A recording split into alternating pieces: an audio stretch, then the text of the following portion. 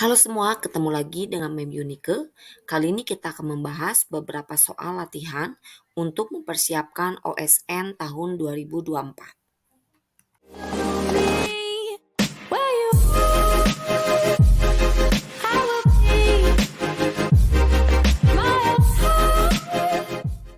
Di video sebelumnya kita sudah membahas materi mengenai fluida.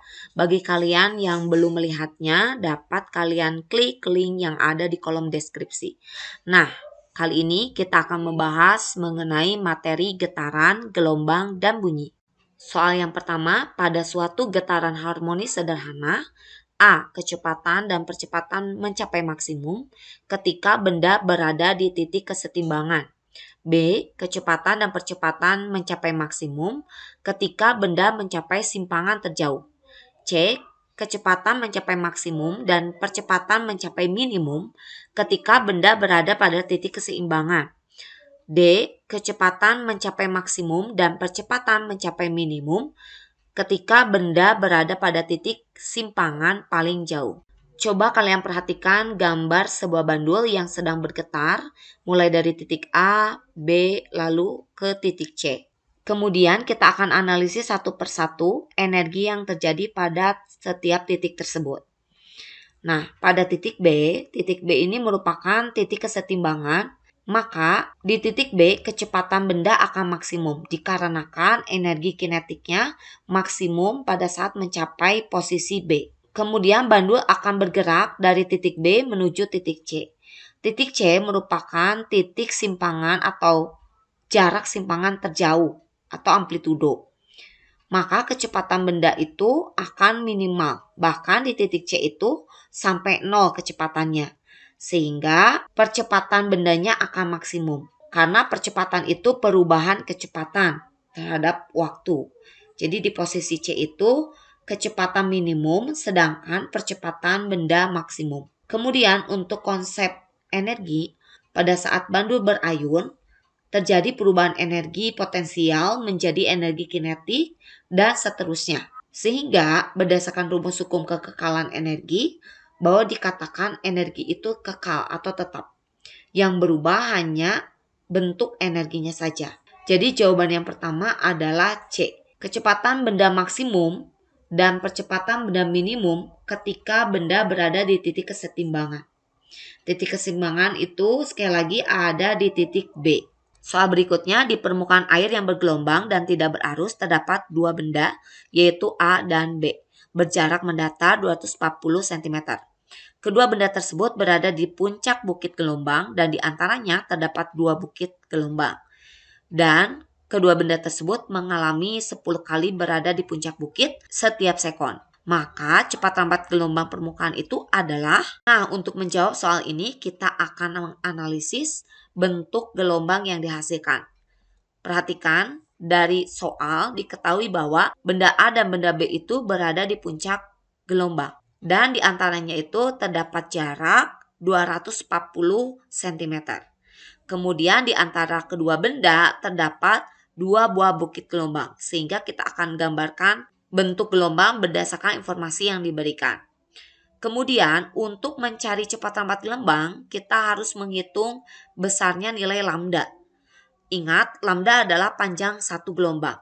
Dirumuskan S per N. S itu jarak gelombang yaitu 240 cm dibagi 3 gelombang. Nah, perhatikan, kalian harus membaca jumlah gelombang itu mulai dari benda yang disimpan yaitu di puncak gelombang. Ya, jadi dari puncak ke puncak 1 gelombang, 2 gelombang, 3 gelombang. Jadi dari benda yang pertama sampai benda yang kedua itu jumlah gelombangnya ada 3. Kemudian setelah mencari lambda atau panjang gelombang, selanjutnya kita hitung V.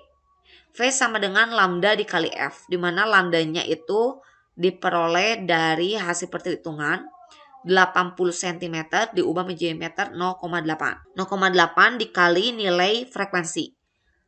Nah, perhatikan di soal, terdapat informasi adalah benda atau kedua benda itu mengalami 5 kali berada di puncak bukit dalam tiap detik. Sehingga nilai F-nya adalah 5 Hz. 0,8 dikali 5 Hz hasilnya adalah 4 meter per sekon. Jadi jawabannya adalah C. Soal selanjutnya, tinggi rendahnya nada bunyi ditentukan oleh, coba kalian perhatikan gambar ini. Frekuensi itu pengaruh terhadap nada. Jadi jika kalian mendengar nada tinggi, artinya frekuensi bunyi yang dihasilkan tinggi atau besar. Dan sebaliknya, ketika nadanya rendah, maka frekuensi yang dihasilkannya pun akan kecil. Maka pada gambar ya, coba kalian bandingkan frekuensi yang lebih tinggi dan lebih rendah. Ya, frekuensi itu ingat berkaitan dengan jumlah gelombang yang dihasilkan per detik. Untuk tinggi rendahnya nada itu ditentukan oleh A. frekuensi, B. frekuensi dan amplitudo, C. amplitudo, dan D. panjang gelombang. Nah, jawaban yang tepat adalah A. Perhatikan untuk amplitudo. Amplitudo itu tidak memberikan dampak terhadap tinggi dan rendahnya nada.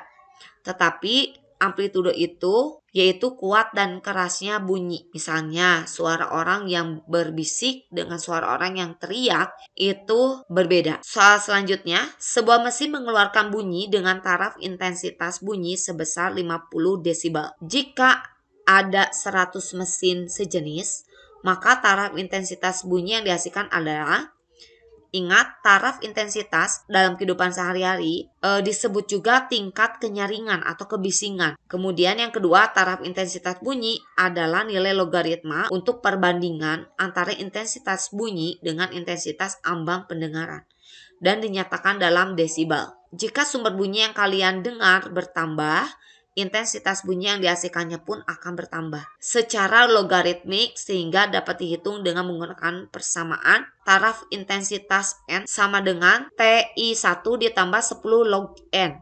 Maka TIN sama dengan TI1 ditambah 10 log N. Di mana TIN itu adalah taraf intensitas sejumlah N. Nah, di sini jumlah mesinnya adalah 100. Kemudian TI1 taraf intensitas dari satu benda. Kemudian 10 log N. N itu adalah jumlah benda atau mesin yang dimiliki. Maka kita masukkan data yang diketahui. Taraf intensitas satu alat yaitu 50 desibel. Ditambah 10 log N. N itu jumlah dari mesin yang sejenis. Maka berdasarkan matematis, log 100 itu adalah 2. Jadi 50 ditambah 10 kali 2. Hasilnya adalah 70 desibel, yaitu D. Soal berikutnya, sebuah tali dibentangkan secara horizontal. Kemudian ujungnya digetarkan secara vertikal menggunakan alat penggetar. Sehingga muncul gelombang tali dengan panjang gelombang tertentu. Jika tali itu diganti dengan tali lain yang panjangnya sama, namun masanya lebih kecil, manakah yang akan terjadi? Yang pertama, A. panjang gelombang tali menjadi lebih pendek. B. panjang gelombang tali menjadi lebih panjang. C. frekuensi gelombang tali menjadi lebih kecil. D. frekuensi gelombang tali menjadi lebih besar. Untuk menjawab soal ini, kalian harus perhatikan hukum Melde. Atau Melde memberikan perumusan V sama dengan akar F per L. V sama dengan akar FL per M, sama dengan akar F per mu, dan sama dengan akar F per rho dikali A. Nah, coba kalian perhatikan di soal, di sini diganti masanya menjadi lebih kecil atau lebih ringan. Apa yang akan terjadi? Nah, karena tali yang digunakan dibuat lebih ringan, maka yang terjadi adalah D. frekuensi gelombang tali menjadi lebih besar. Karena hubungan antara frekuensi dan massa berbanding terbalik. Demikianlah pembahasan mengenai getaran, gelombang, dan bunyi. Di video selanjutnya kita akan membahas mengenai cahaya dan alat optik. Jangan lupa like dan subscribe channel ini. Sampai bertemu pada video selanjutnya.